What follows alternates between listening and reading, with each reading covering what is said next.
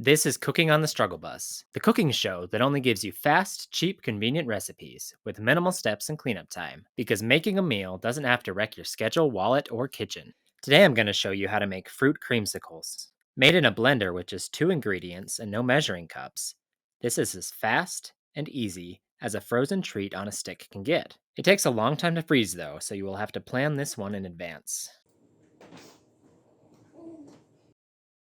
Dump a can of fruit in the blender. Do not drain it. Just whatever fruit juices, syrup, whatever is in there, dump it on too. We want all of that. Ooh, I like peaches. Yeah. All right, now take some vanilla creamer and fill up the same can of fruit halfway with the creamer.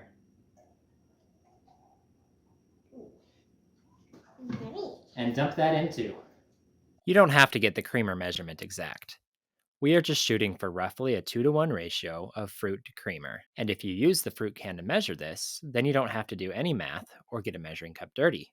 For the fruit, pretty much any fruit will work, other than really crisp fruits like apples or pears. Make sure that whatever you're using doesn't still have any pits or large seeds. You can also use fresh or frozen fruit. Just put the fresh or frozen fruit in a cup and fill up the empty space in that cup with a fruit juice or punch of your choice.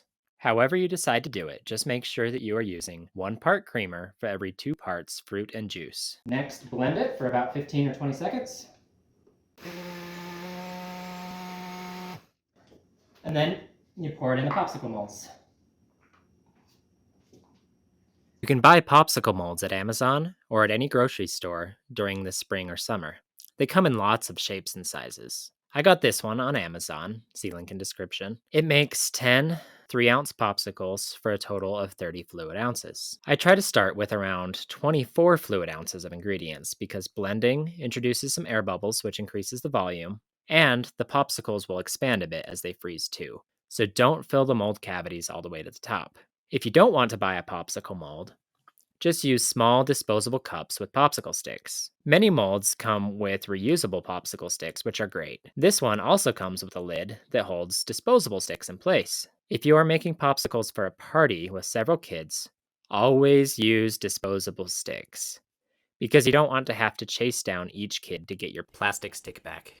All right, when you're done pouring, you're going to immediately want to rinse out and wash your blender, just because it gets a pain to clean later with the fruit and dairy in there. If you leave it out for a while before cleaning it, it's not going to be a pretty picture. So just wash it right away. You can run the blender with a little soapy water in there. Make it easy to clean.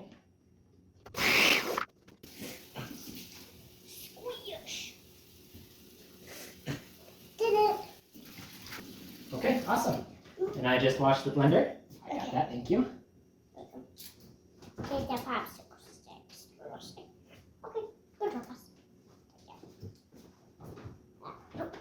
All right, and then we're completely done and cleaned up in just 5 minutes. Oh, it did! It already goes. Popsicles. Look,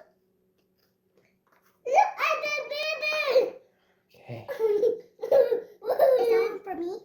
sure. Right.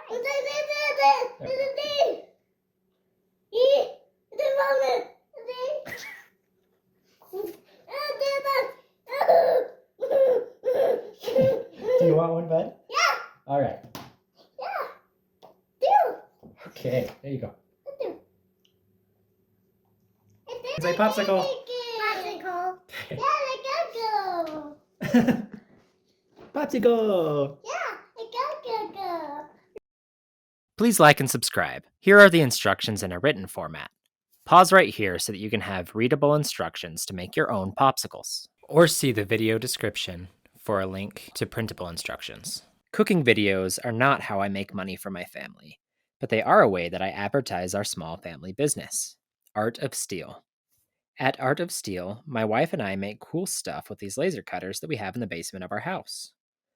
Check out artofsteel.net to see our cool nerdy fan art stuff, and cleanyourcraft.com for our craft kits and organizers.